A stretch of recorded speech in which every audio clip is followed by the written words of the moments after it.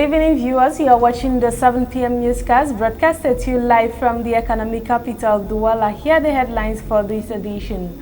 39 people have died and 17 others injured in a road accident over the weekend at Ndikinimiki, west region of the country after a 70-seater transport bus crashed. Polls opened in Niger on December 27th for the presidential and parliamentary elections with over 7.4 million eligible voters and 30 candidates.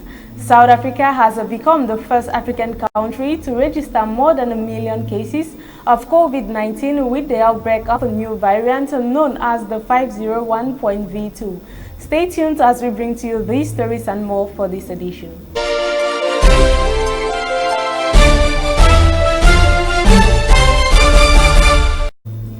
Good evening and welcome back. It was a bloody weekend for Cameroon after a series of road accidents stole joy from more than 2 dozen families.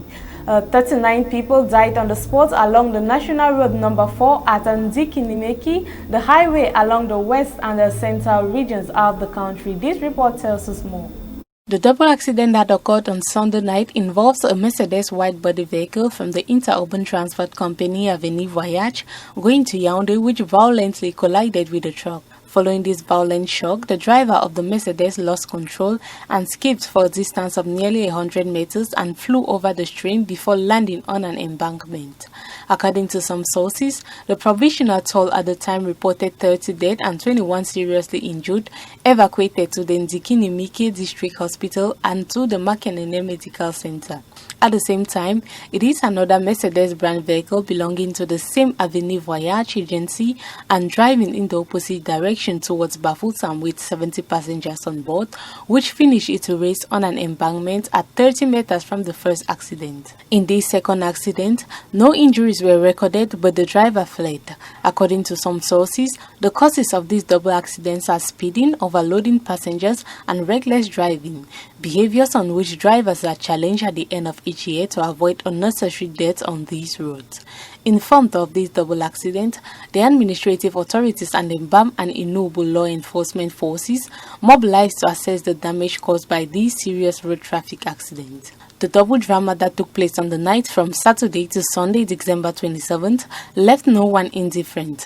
On social media, everyone went out of their way to express their compassion, sadness, and anger over what should be called one too many accidents. Transport Minister Jean-Ernest Massenengale Bibe and the Minister of Territorial Administration Paul Atanganji went to the victims' bedside to express their support and comfort in the face of the tragedy these victims have experienced.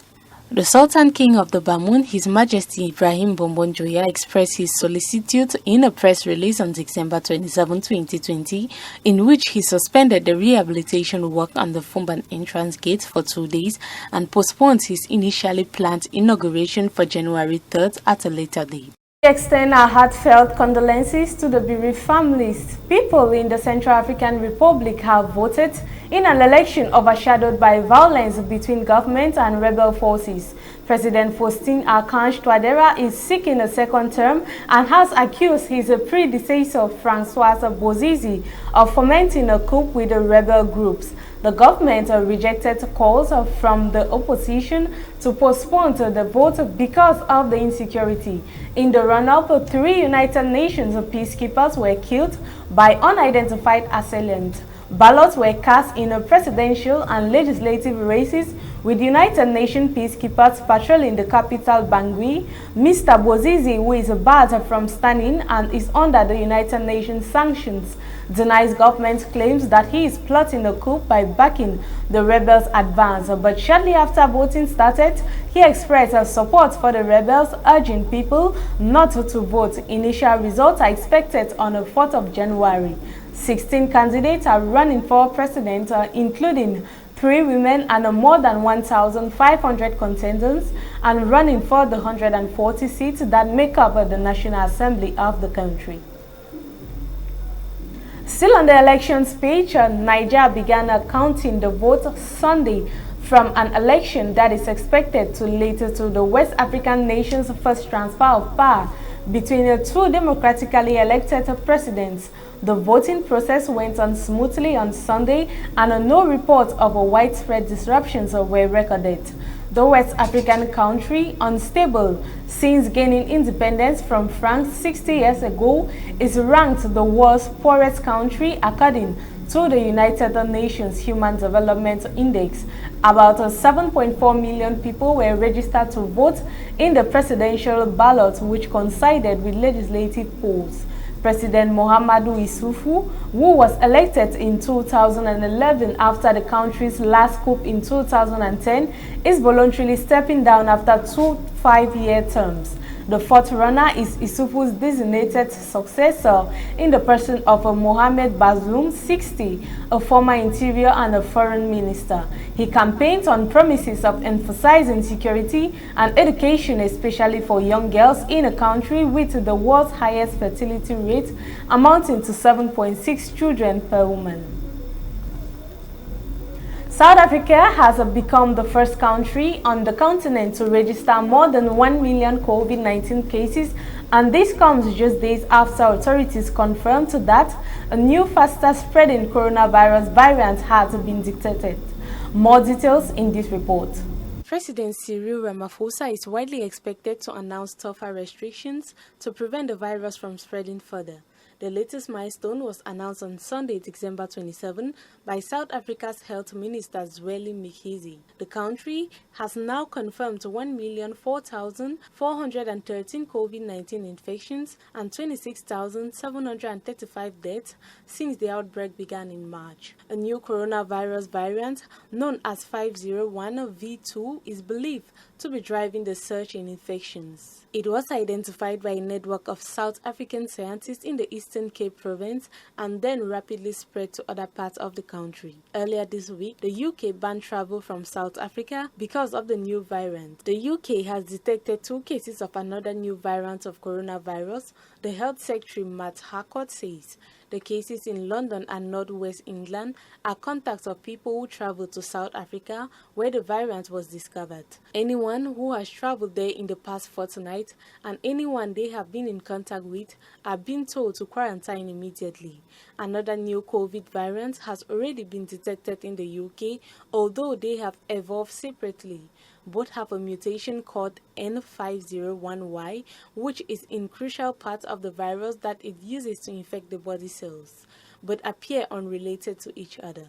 After South Africa, the worst hit country on the African continent is Morocco, which has seen 432,079 cases and 7,240 deaths. They are followed by Egypt with 131,315 cases and 7,352 deaths, and Tunisia with 130,230 infections and 4,426 deaths. The jihadist threat group Boko Haram killed at least 10 people, including 4 security personnel, in raids on 3 villages in northeast Nigeria. Local and security sources on Sunday have explained. Fighters in 6 trucks attacked the villages of Shafa, Azer and Tashin Alat on Borno State on Saturday, December 26, and set fire to homes and public buildings while firing sporadically at residents. The assailants went from village to village. In Azera, they burnt a police station and killed 2 policemen, a member of the civil defense and a vigilante. Another militiaman, Bulu James, said. In a video released on Saturday, the group claimed responsibility for a Christmas Eve attack on a village in which 11 people died, as well as the kidnap of a priest who appeared in the video. Boko Haram and the splinter group known as ISWAP have killed 36,000 people in the northeast and forced close to 2 million to flee since 2009, according to the United Nations.